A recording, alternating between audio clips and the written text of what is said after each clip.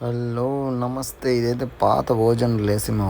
ఇది ఎప్పటి నుంచో మన కస్టమర్ అనమాట. సో ఇది సెల్ ఫోన్ షాపు, కోవూరులో పెద్ద షాపు. సో ఎందుకు మార్చాను ఏసీ అంటే, లేదు తమ్ముడు అది మారిస్తే ఎలాగా అన్నాడు. చాలా సంవత్సరాలు చెప్పదీసినట్లేడు, ఫుల్ సర్వీస్ చెప్పారు. మనకు చెప్తే ఆగుతామా? చెప్పదీసి చూస్తే ఎంత ఉంది, చూడంగానే కస్టమర్ భయపడిపోయాడు. ఏం తమ్ముడు ఎంత ఉందో అన్నాడు. ఎంతసేపు మ్యాటేస్ చేసుకుంటే ఇలాగే ఉంటుంది అన్న, అప్పుడప్పుడు ఫుల్ సర్వీస్ చేయించుకుంటే బెటర్ అన్నాను.